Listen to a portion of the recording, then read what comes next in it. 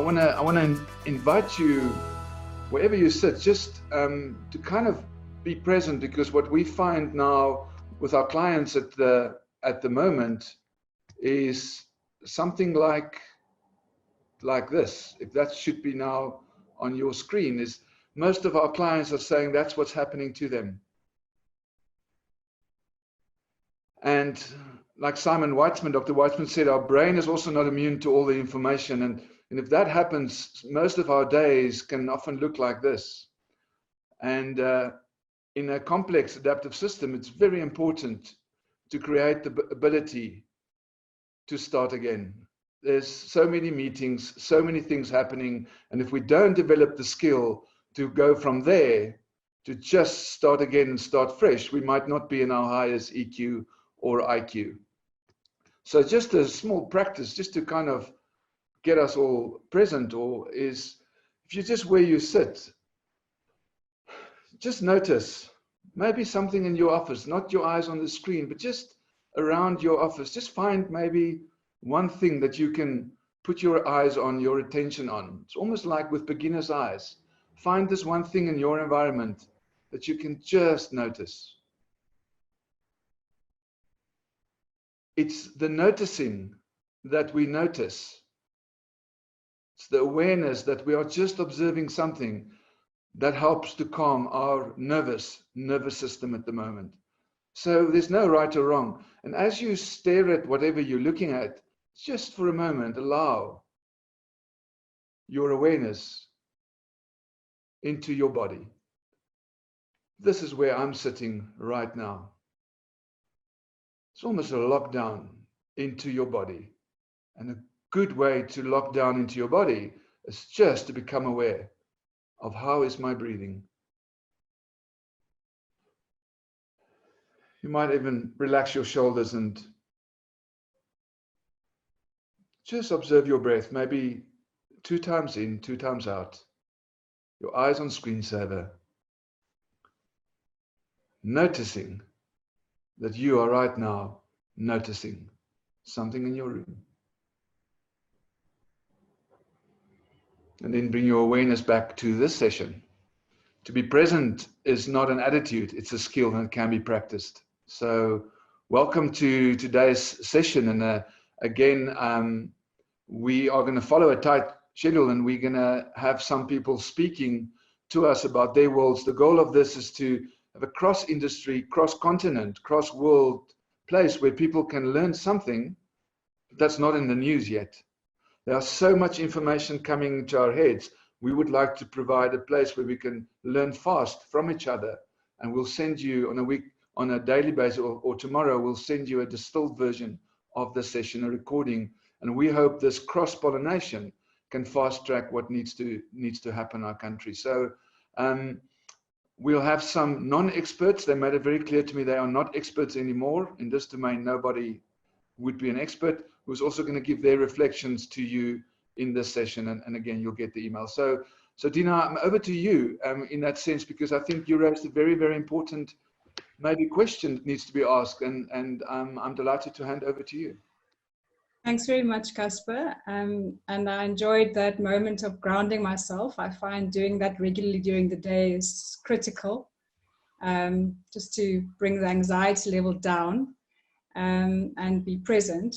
And what we are noticing and checking in with different teams in different industries is a theme that people are really grappling with. Is now that we are in this situation together as a collective, and yet we are isolated, we're very aware of the stark difference between people who live in privileged circumstances versus people who must really be struggling in the lower LSMs of the economy. So our communities out there that don't have the roofs over their heads, that live in very dense circumstances. So what's coming up as a theme is a paradox of what it means to be human, the paradox of humanity. So on the one side, we are feeling such an anguish and deep concern and worry. We worry about self, we worry about the economy, the impact it will have, what will it mean.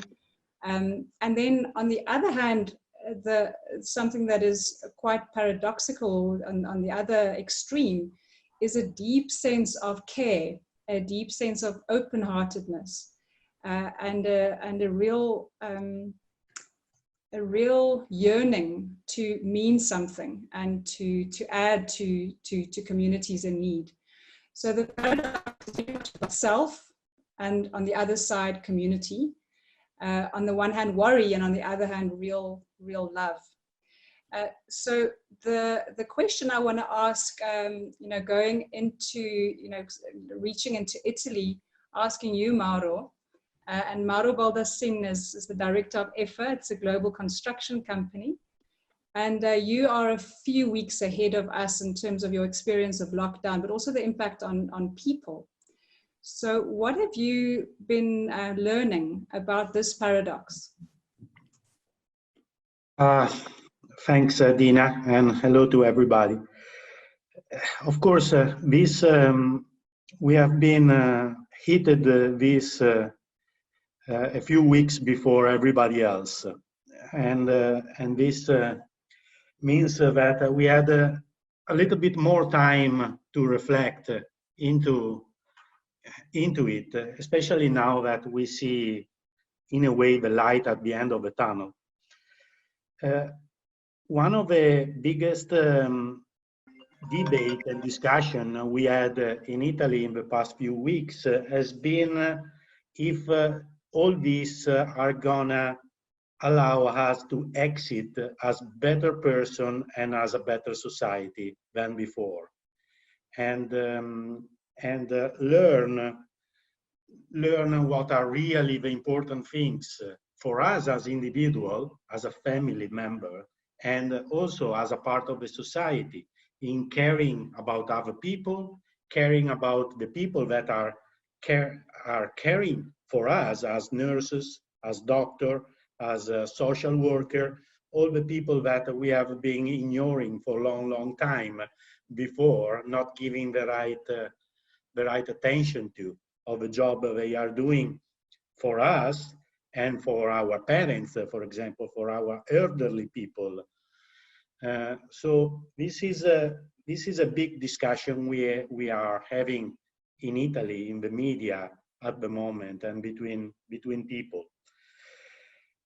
At the same time, because of the approach Italy had to this disease, that has been from day one immediately to save as many lives as possible, we had a lot of discussion about, for example, this cynical approach that has been used at the beginning in some country, like you probably know the Boris Johnson announcement a few weeks ago that a lot of people are gonna die, and there is very little to be done on that. This was creating indignation in the debate in Italy, because it was a completely different approach from the one we had.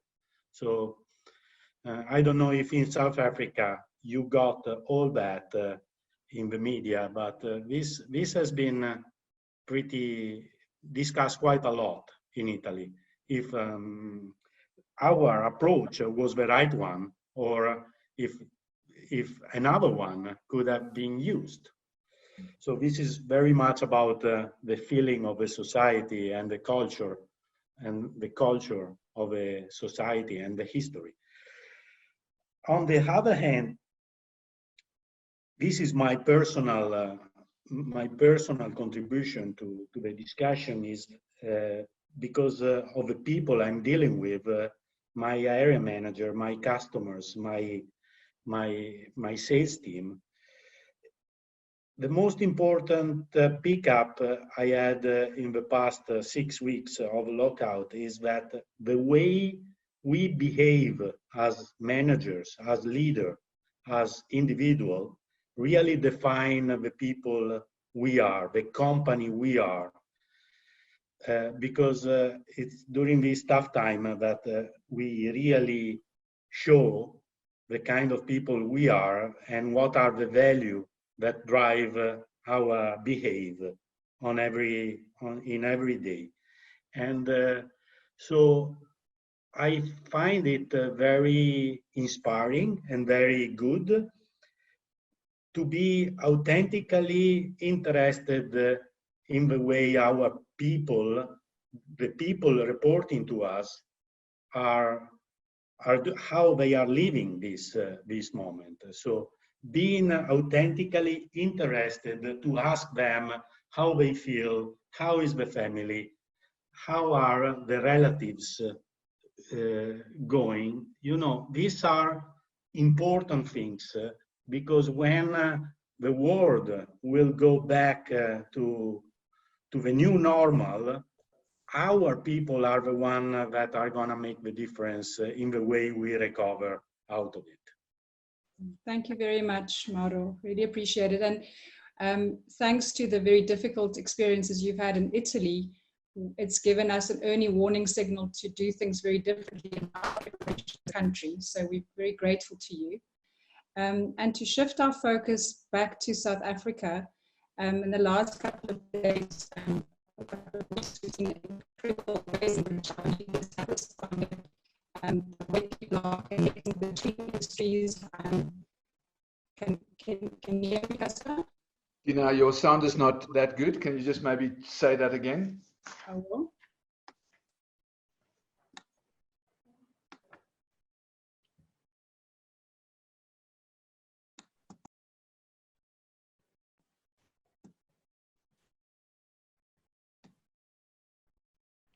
Can you hear me now? Yes. Sorry, there was just something wrong. So we're just seeing incredible collaboration across industries, but also our businesses with our government. And we've invited somebody from Old Mutual, a client of ours, Kavir Ramji. He's one of the lead actuaries in Old Mutual. And behind product development, but also shaping ways to assist South Africans. And the last day we heard how they're stepping up to provide life insurance for all healthcare workers across the country, regardless whether they are clients of Old Mutual at this stage or not. And we've invited, we'd like to invite you, Kavir, to just share with us how this happened, what happened behind the scenes, and how you are relating as leaders in providing these solutions to South Africa. Yeah, thanks, Dina. Thanks for the opportunity. So yes, I mean, I'm sure as most of the people on this call would probably experience, I think a lot of the anxiety and stress that's come with the pandemic and the economic impacts is obviously the first reaction is around survival and about how to keep your business running. And there's no different at Old Mutual. I think a lot of the internal energy at first was around what is the impact on our customers? What's the impact on our business? What do we need to do to help our customers? What do we need to do to keep our business resilient? And while that was going on, I think the persistent theme that came through was, what more can we do for our customers? I mean, Old Mutual is an old business. It's 175 years old. It's got deep connections with the communities. It's been there for many years. Deep connections with unions, with industry bodies. And it was quite clear to us from experiences like in Italy, like in Spain, like in the US, that the people who are really putting themselves at risk during this pandemic are the health workers, more so than anyone else, when they're fighting the battle, the proverbial battle for us. And as Old Mutual, we have obviously through those years of relationships, we've had many relationships with health bodies, with organizations that look after nurses and doctors. And we actually reached out to them and we asked them, look, we have some ideas around how we can help. We can put together offerings together around free cover and the like, and they just a sense as to whether they would feel this to be valuable. And they did. They were overwhelmingly gracious and thought that it was Old Mutual going above and beyond for even approaching them to discuss the topic. So we knew that those bodies and those people who were putting themselves on the front line would appreciate it. I guess the key thing for us would be whether it was doable or not. So and while at the same time a lot of the focus was internal. I guess another key element of Old Mutual is, I mean, we've got a strategic pillar that we always talk about around Old Mutual Cares, which is about showing that we actually tangibly that we actually care about the communities that we work in. So I guess to action this, we developed a small core team that just tested whether this was even feasible or not. Put some numbers to it, saw what we could reuse in the systems that we've got, and within a few days we were able to actually put something on the table, connect with our health workers, connect with the industry bodies, and put something out in the media that basically showed, I guess, the deep, I guess, connection and culture that Old Mutual has around this particular point, around caring, and in a way that also looks after some of our customers, and some of the people are just ordinary South Africans who've got nothing to do with Old Mutual. So that's the heart of what we did. There's a lot more detail behind it, but I'm sure that will come out in time. Thank you very much, Kevin. I know that there were many people that needed to work through a few nights to make sure that this is doable and that you can execute it. So thanks for your active citizenship and for the teams really having their hearts in the right place. I appreciate it. Thank you. Thank you. And I'm going to take that conversation. Thank you so much. And I'm going to go to Carl Penning. Carl, I hope you're on the line. Yes, I can see you there. So Carl is at Woolworths and it's a talent and org development specialist in Woolworths. I think, Carl, you started Woolworths maybe before there was Woolies Foods. I mean, you've got a long career there. What has happened in your environment with talent? I mean, how does talent and meaning, I mean, what is happening for you? Morning, Casper. Morning, Dina. Morning, everyone. Once again, thanks for the invite. Yes, Casper, I think it's been a huge challenge for us in terms of how we support talent, but not only how we support talent, but how we support the business overall. And I think what I'd like to really reference is our core purpose within the business, which is around to inspire and care. It's interesting that when one defines one's core purpose, do you have in mind the fact that your core purpose needs to be resilient and stand up in times of a pandemic? And I think the encouraging thing thus far has been that for us, it certainly to date stood us in good stead. So to inspire and care, and how do we now make a difference in terms of all the different facets that this impacts on? And I think the key thing is to focus back on the principle that Zyda Rydens focuses on, who's our CEO, and emphasizing the fact that we're in this together, and together we will make a difference. That message is constantly going through not only to our employees and the business, but to our customers as well. And often she makes reference to the Woolies heroes on the front line. Now that, as a leader, is clearly a strong message that translates down to the rest of the system, which then enables us from an HR perspective to then support our talent and build on our talent and show them that we do care for them, that we do, that hopefully we are able to lead in a way that does inspire them to the point of going that extra mile to make a difference. And I also think that when as a company you formulate your strategy, the intent of, does your strategy mean that you now are going to be asked to feed a nation? You know, before it's, you're here to do business. Now all of a sudden you are being asked to feed a nation, which galvanizes the organization to quite a different perspective. So how do you now ensure that your talent are all galvanized and in that, and focusing in that one direction of helping feed the nation? And there've been various initiatives that have been instilled, but I think from an HR point of view and from a talent point of view, what the emphasis has been on is just to get back to the basics. And it's just to get back to the humanity of who you're dealing with, that people are fearful to come into teams, and enabling your leaders to have really deep, meaningful, authentic conversations around how are you feeling, around dealing with challenges and being flexible being flexible about challenges. So if we expect our frontline staff to come into our stores and to be able to serve our customers in a way that's safe, you know, they're not being allowed to enter taxis without face masks. So, you know, what as an organization do you do to support your team and your frontline staff? So I think it's ensuring that there are authentic, real conversations, that empathy is practiced hugely to upskill our leaders. We've run, and we fortunately can draw back on previous initiatives that we've driven into the business around skilling up leaders on how to have authentic conversations. And I think these things we are now able to fall back onto to ensure that together we can make a difference. Thank you, Carl, for that sharing, and also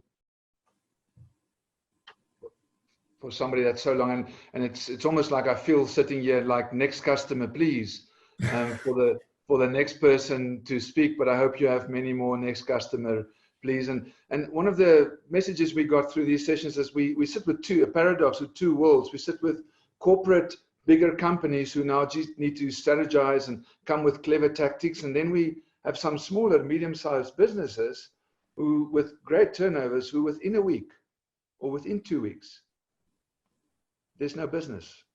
It's not really a place of meaning. It's now also a place of survival. And how can those two go together? So again, we've had Mimi Kalinda on the line before. And Mimi, I mean, if you can just maybe share with us again, maybe from your perspective. I mean, Mimi is the CEO and co-founder of African Communications Media. I mean, she works all over the world. One of it is the Obama Foundation. Mimi, what can you share with us with your insights and your knowledge of what's happening on your world?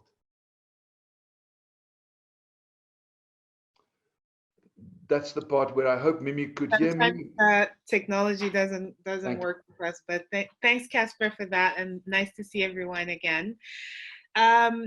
Yeah, it is indeed a huge paradox. Just this week, I was having a conversation with a client of mine who is in the healthcare space, and we were talking about how to shift the narrative from in this time and take advantage of this time to talk about healthcare in a way that's authentic, and shift it from volume-based healthcare to value-based healthcare, and start to build up, bring up that conversation once again.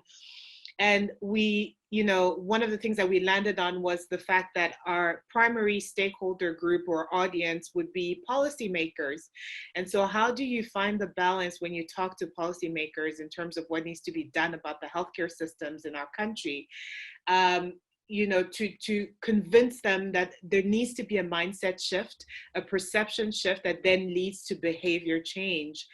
And we landed on the fact that policymakers are actually also people.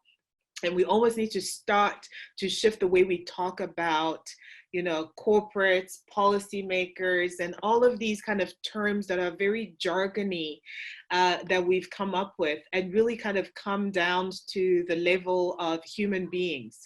A politician, a policymaker is also a father, is also a son, is also, and could also be a patient that would then be put into the system that we're all trying to change. So that really brought to mind, or brought to the fore for me, this paradox that we're currently living, where there's humanity on one side, and then there's also the fact that things really just need to get done, and there's a almost insensitivity about how they're done and how they're communicated. So I think for me, just a couple of points that I would share is, just going back to what Carl was saying earlier, genuine concern in how we communicate to people is really what we've been saying to our clients. Being sincere, being sensitive. There's also an issue about being honest. I think that, people have been struggling with how much do we disclose about what's happening in our companies. And if you can't disclose something, then at least mention that you're unable to discuss it at that particular point. But I think we've been seeing, unfortunately, a lot of people choosing the dishonest route, which really, works against the idea of being authentic in a time like this, which is hugely important. I also, I've been saying, seek professional advice, from communication experts, legal experts, etc. Don't go out there on your own. I think that this is a time when we've built a net of interconnectedness that we really need to leverage.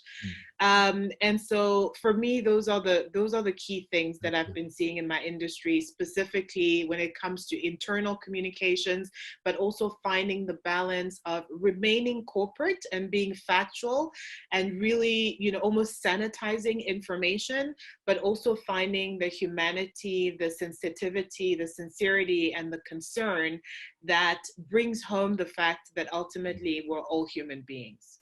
Thank you, Mimi. Thank you for that, and I mean, and that kind of takes us to Nyosi Tsabalala, who's here, and talking about Nyosi. I hope your video can work this time, because you do, the feedback we get, you've got an amazing radio voice, but I'm saying to you, you've also got a TV face. So I hope we can see you this time. And Nyosi Tsabalala is a serial entrepreneur, and really what he brings toward, for me, is what's happening on ground level. And one of the key things he mentioned, it's one thing to go lock down and get people off the economic system, but how do we get people back on again? And Nyosi, how does this paradox sit in your world?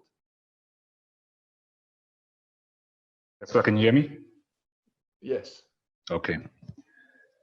Look, as a entrepreneurs hate wasting good crises. And I don't mean to be careless or insensitive. Let me start by saying that I'm a big fan of Hernando de Soto. And let me just read what he says. He says, the greatest challenge to the human mind is to comprehend and gain access to those things we know exist but cannot see. Not everything is real and useful, and tangible and visible. The world appears to be more random today than the day before. There's evidence that the world we have in our minds is different from the one that's playing outside. And I think that's very true for where we are today. So the question that we sit with in dealing with people, particularly in the lower LSM, is it plausible to think that everybody can succeed in this country? Why is it that the poorest of the poor pay the highest prices? So what we are learning is that even though we know that the gap between the rich and poor exists, we know that it's never existed at this level. So we can never go back to what we consider to be normal. So we're currently undergoing a social emergency, if you want to call it that. We're finding on the ground that people have to make new social agreements between each other. Whether it's social distancing, whether it's conference calling, whether that the person who's come out of the toilet hasn't washed their hands, you don't have to shake their hands anymore, and there's a reason why. So the social agreements between us, we hope, will take care of, call it, this pandemic and lead to new green shoots for entrepreneurs, for consumers, and also what we're trying to figure out is what happens to the social net. Is the social net strong enough to take care of everyone? So, not too long ago, we just got through the stigma of TB. We got through the stigma of HIV. Now we're trying to figure out what will the stigma be around this pandemic. So the gentleman or the lady that works in your home, who is the breadwinner, who does double transport to get to Dainfern, all of a sudden doesn't arrive tomorrow. And if it's because of the virus, do we ask ourselves what is the economic impact in that household? There are 3 kids, there's no longer a breadwinner. Usually that breadwinner looks after 10, 12 individuals. So we've got to be very sensitive around the social net that exists, and is it adequate enough? So also what we've discovered is that people don't actually understand what's going on, and they don't understand why it's happening now and why it's happening to them. So there's a lack of intellectual data around the forces that are happening to us today, and then how do we respond to those forces? So, we've always consumed with how do we build trust with our consumers and our clients. What this pandemic is showing us is that we have to regain that trust, because it's exposed the economic vulnerabilities of all of us. So you know, we're trying to figure out now in our businesses how, once we clear up the health aspect of this pandemic, how do we then clear up the economic disparities between the rich and the poor? So I think finally, you know, we are consumed with trying to figure out new social and economic innovations that will lead us into the future. Because ultimately what you want to see a transitioning of wealth into the future by our communities. So what we've learned over the last couple of days is that once the political will in the country is there, people will follow the rules by and large. Governments can mobilize resources, and governments do become transparent, and they make information available so that us as entrepreneurs are then able to predict what people need, how they want them, where do they want to find these things that they need, and how do we make it available to them at a fair and affordable price. So we know that there are dedicated individuals out there. There's dedicated leadership, hardworking leaders who are thoughtful and mindful of us, the citizens. And we found that on the ground, there is a lot of hope. People are still trying to figure out what to do next, but I think it'll come right as we move along. Thanks. Thank you. So just for a moment where you're sitting, because it's a lot of information and it's a heartfelt plea that certainly I can feel in my body. Just for a moment, maybe notice what's outside of your screen. Notice what's happening with your thoughts, your body. And you can even just allow your body to breathe itself 1 or 2 breaths in and out. Put your eyes on screensaver and let that message sink in, or any other message.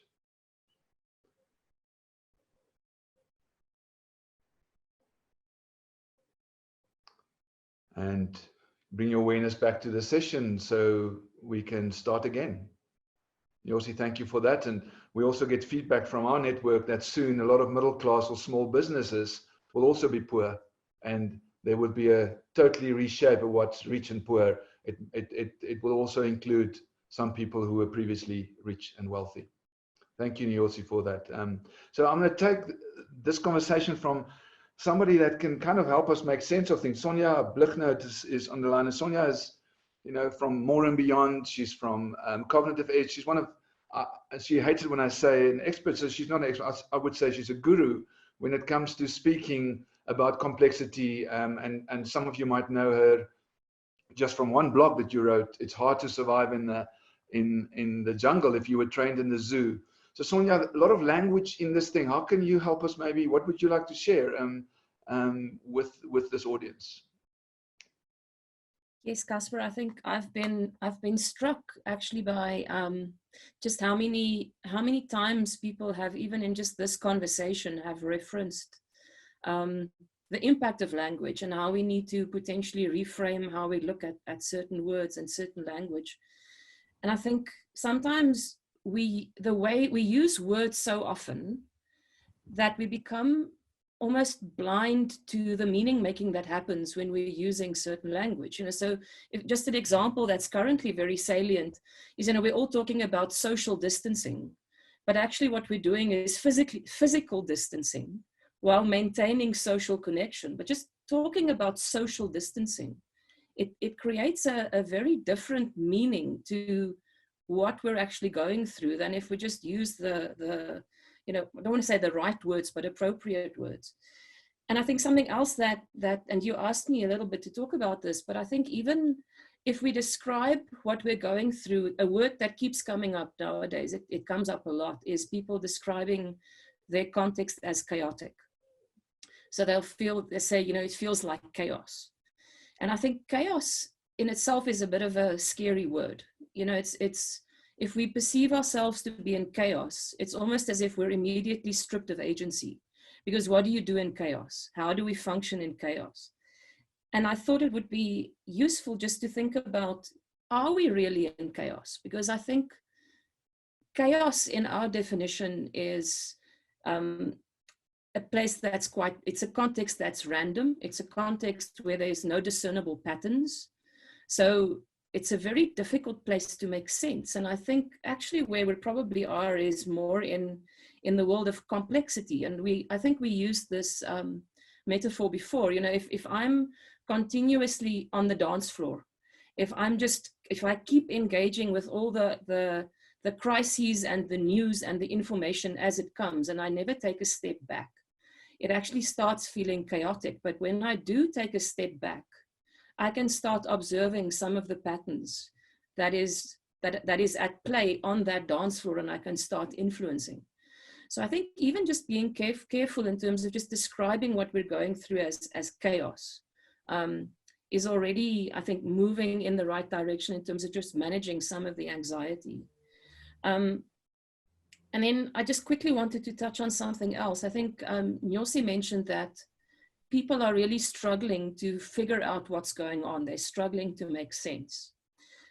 And the world of complexity is, you know, one of the ways that we describe it is it's entangled. You know, things are connected in ways we can't understand. We need to embrace diversity, but we need to maintain what we call coherence. And coherence is one of those interesting words. It's difficult to explain what it is, but I can explain, or we all understand what it's not. You know, so when somebody had one too many beer, his language or his sentences become incoherent. So they no longer make sense. So, you know, kind of the opposite of that is coherence. And maybe just to get to a really, really practical place, one of the theorists in the world of coherence basically says that individuals and collectives cannot be resilient if they don't have a sense of coherence. And that sense of coherence has three aspects. So the first is comprehensibility. So are we able to understand what's going on? Can we make sense? And just linking back to what Mimi was talking about, this is really key for us as leaders, especially when we communicate. And when we put information into a system, is to make sure, are we doing it in a way that help people understand? Can they comprehend? Can we help them make sense? Then the second aspect is manageability, and that links to two things. Do I feel that I have some sense of agency? So is there something that I still have control over? And do I have the skills either in myself or in my extended network to be able to cope? So am I connected enough? And I think, again, this is key for leaders, is how do we give people a sense of agency? Because I think many of us struggle with a complete sense of that we've got control over nothing. So how do we give people a sense of agency? You know, even just, for example, giving them a task to do. So I don't know, make cloth masks that you can, you know, distribute in your community, or anything that you know, maybe go shopping for somebody that's more at risk than you are, but giving people something to do. And then the last one is meaningfulness. And it really struck me when Carl was talking about the purpose of Woolworths. And I think this has been a consistent thread in these calls up to now, is how important purpose is. And I think it directly speaks to this notion of meaningfulness. Am I able to find meaning in what's going on? So I thought I wanted to just put that into this community. So comprehensibility, manageability, and meaningfulness when we find ourselves in complexity, so that we can remain coherent. Thank you, Sonia. And for those who couldn't take notes for all of that, we most probably send out a short clip of that contribution. Thank you, Sonia. I mean, incoherent, I mean, I think most of us understand in your bar, somebody who's had too many drinks is a very good example of the opposite. So thank you for that. So to bring coherence and meaning also together, because some people will say, I'm in a crisis and I need to survive. And at the same time, I have to find meaning. So we thought of including Corné Krige, who's an ex-Springbok rugby captain in this, but not because he was an ex-Springbok rugby captain, but because he was one of the winners of Survivor.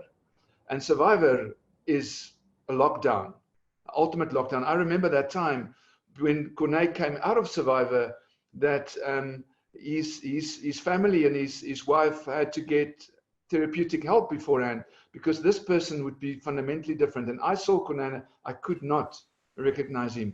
Corné, How did you survive? And we are all playing Survivor, we're all locked down. Can you please share with us some insights and the balance between I need to have some routine and structure and meaning?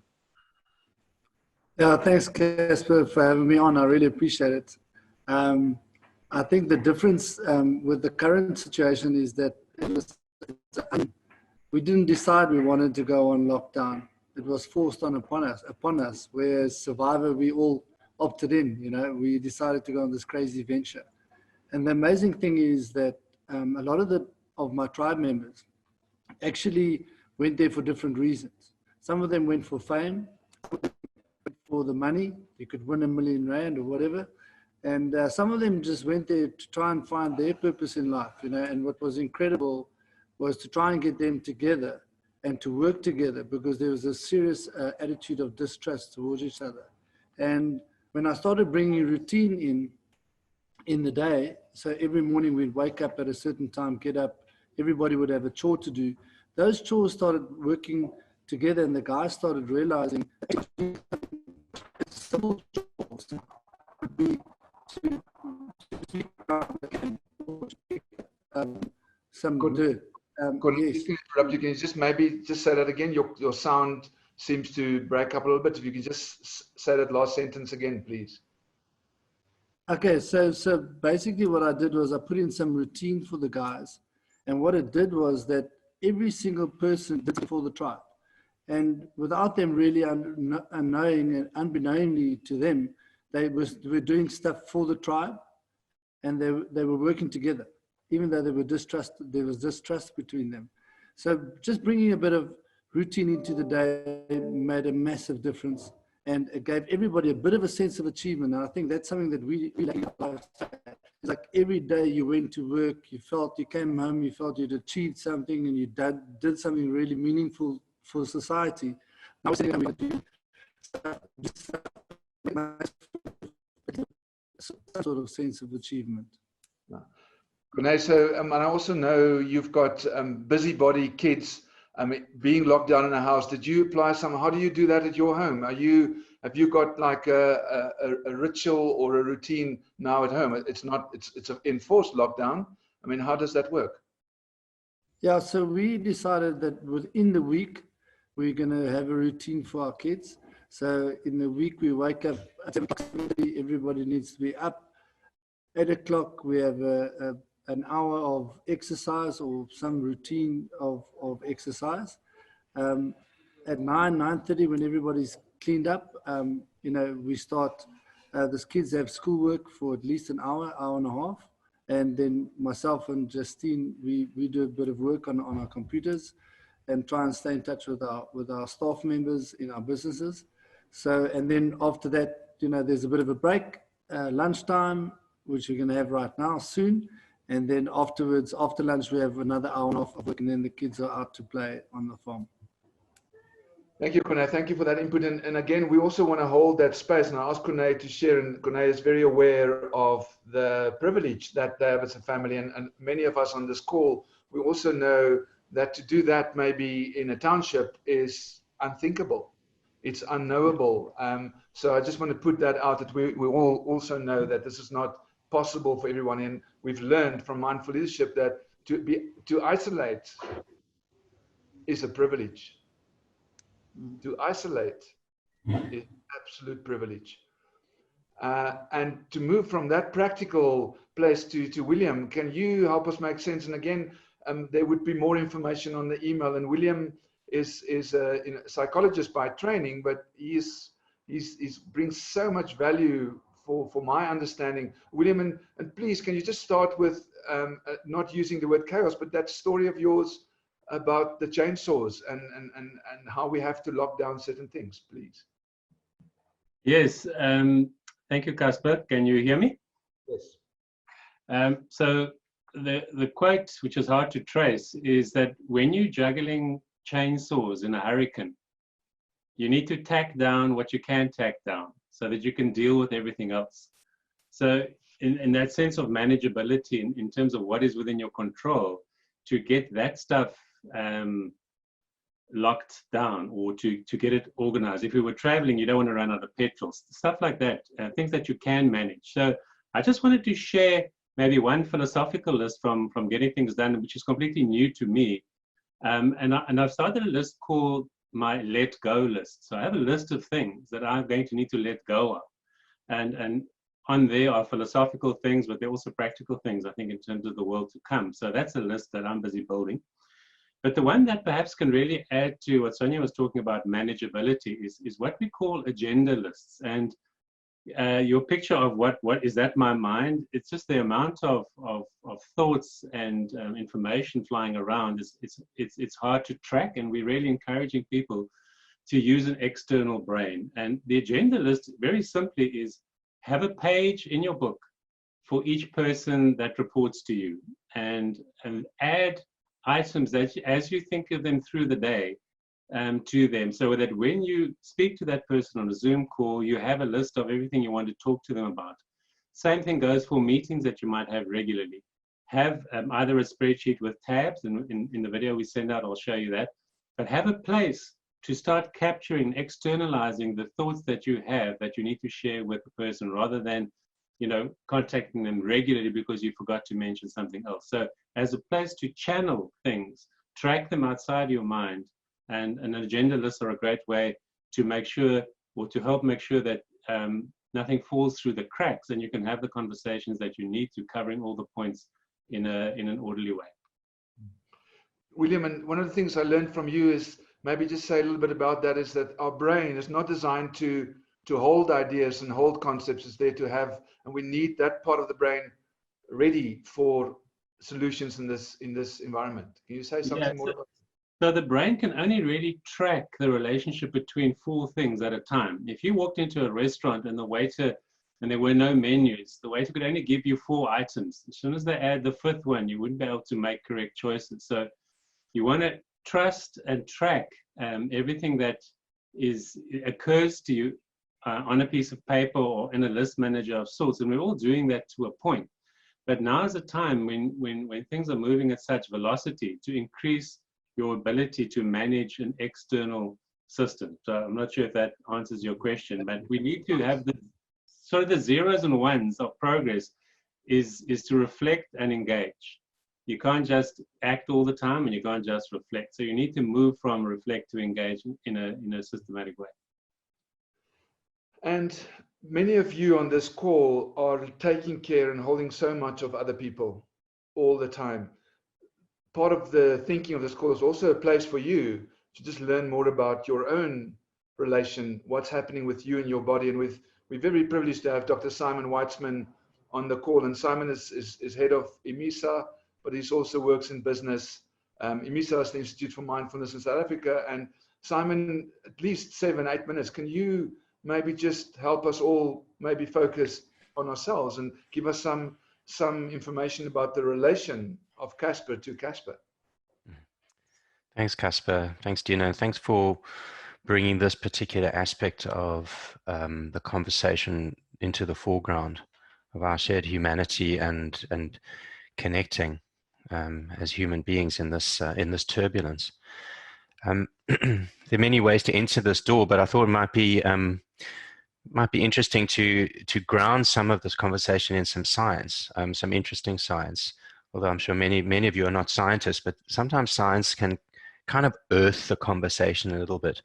And I want to share with you an extraordinary piece of research that was done, actually, interestingly, in Italy, and was published about 14 years ago. And the research was, I'm not sure what the original research was doing, but they were essentially using chimpanzees, and they were putting these very, very thin electrodes into different parts of the brain. And what they were doing was, at one stage in the experiment, was putting an electrode into an area of the brain which sits about here. You can see that on my bald pate. It's much more obvious for me. What's an area called the motor cortex. The motor cortex is involved with locomotion and movement in the body. And they were using 2 chimps, and the chimps happened to be mates in the laboratory. And they both had electrodes deeply embedded into their brain. And some bright spark in the laboratory noticed that while the one chimp was acting in a particular way, the chimp's mate was having a parallel response in its brain in exactly the same area. So for example, the chimp was given a banana, and the chimp would eat the banana, which is a particular motor function. You'd have to grip the banana, you have to bring it up to your mouth, you have to chew, and all of that is what we call motor function.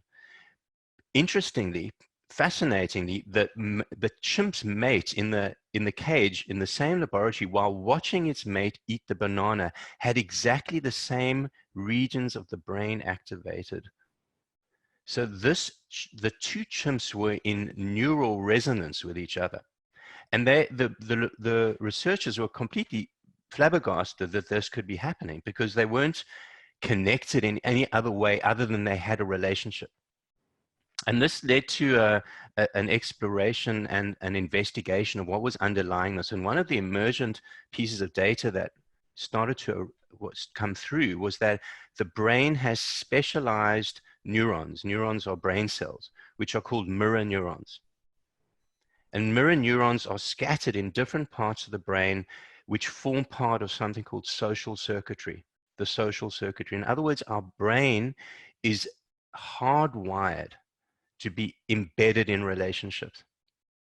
And this piece of data, this piece of research showed that this is occurring all the time, even though we're not aware of it. That we have social circuitry, have specialized neural areas, and we even have specialized brain cells that are exclusive use domains for interacting with the world. One of the things that seems to be emerging in our times is that because of this incredibly intense turbulence, the complexity that Sonia was referring to, it feels to me like a fire that's burning, and it's burning things away, which is revealing both what doesn't matter ultimately, and also is revealing what really does matter. And everything that's being spoken of this afternoon feels like it's revealing what was always so, which is that we are fundamentally and profoundly interconnected. And in fact, more than that, interdependent. And this neuroscience data has always been there. We just only discovered it a decade and a half ago, although that hasn't necessarily moved into the mainstream. So what is being revealed has always been there.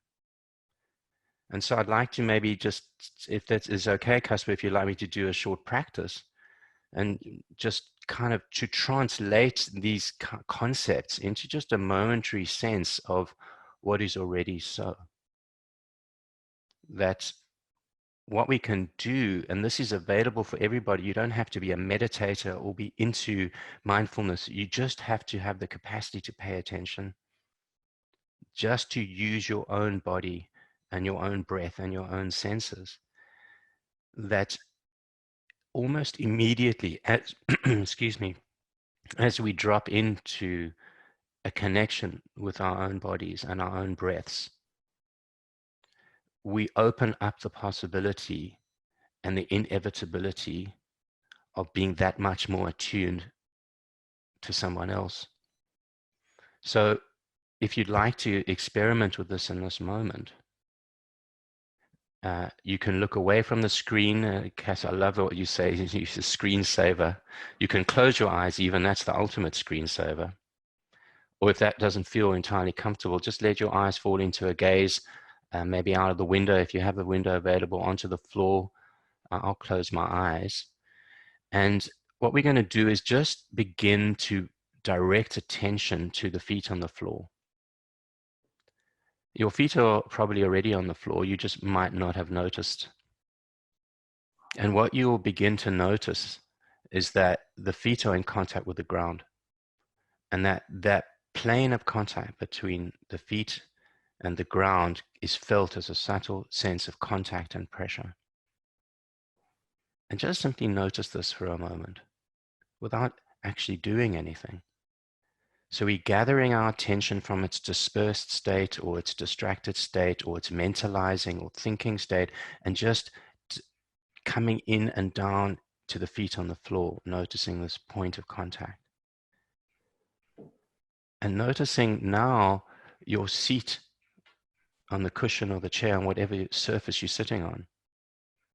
bring the same kind of attention that you have available in this moment to just recognize the plane of contact between your seat and the surface beneath you. The subtle pressure, the weight of the upper body coming down, and the way that the surface underneath you is solid and supporting, and then there's this point of contact between the two. And just noticing where your hands are, becoming aware, however subtly, of where your hands are in relation to your body. Maybe they're on the body or in contact with each other or on the desk. Just becoming just that much more sensitive in this moment to the simple sensation of the hands against a surface or against your own body. And then within this body, always available, is the simplicity of the breath coming and going somewhere within the body. And this is an incredibly subtle but profound ally at this time of turbulence and complexity, is the simple coming and going, rising and falling of the breath. So just noticing, as you did with the feet and the seat and the hands, a few moments in which the breath comes in and falls away from the body. Not as an idea, but as a direct experience, as a feeling in the nose or the chest or the abdomen. And if you find that the mind is incredibly busy, invite the possibility of just let that be. Don't have to do anything with the mind. Just feel the breath for a few moments, coming and going, breathing in and breathing out.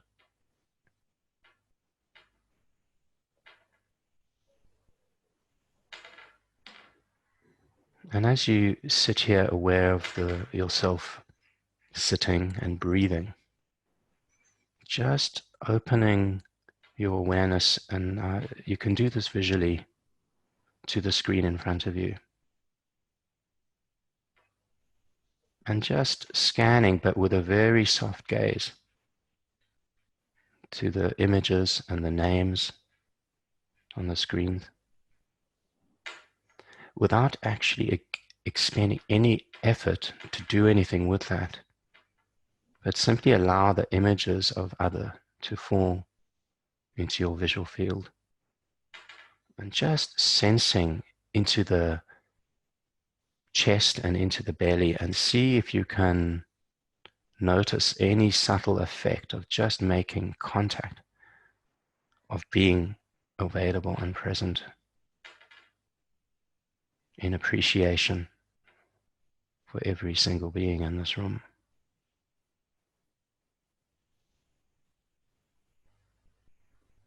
And perhaps bringing into your mind's eye your family, your close-in ones, and just letting them percolate in your mind's eye for a moment in recognition and gratitude for their presence in your life. And expanding that further to your colleagues and your employees, just letting them inhabit your imagination for a moment, in acknowledgement for their uniqueness and what they bring, their struggles and their gifts, their humanness.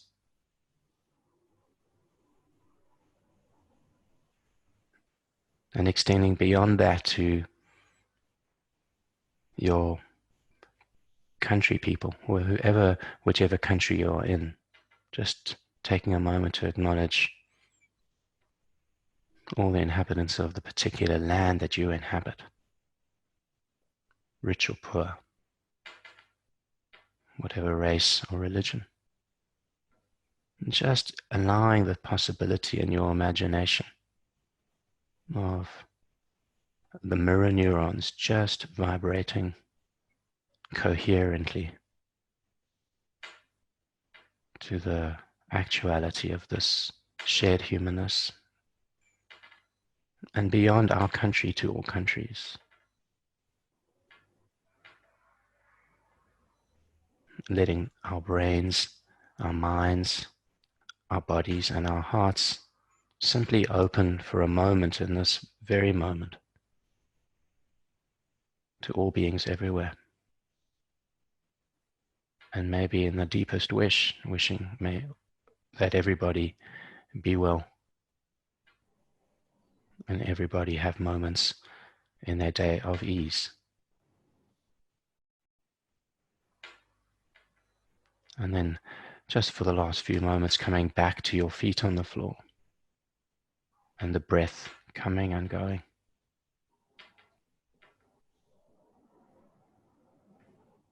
Thank you. Thank you, Simon. Thank you for that.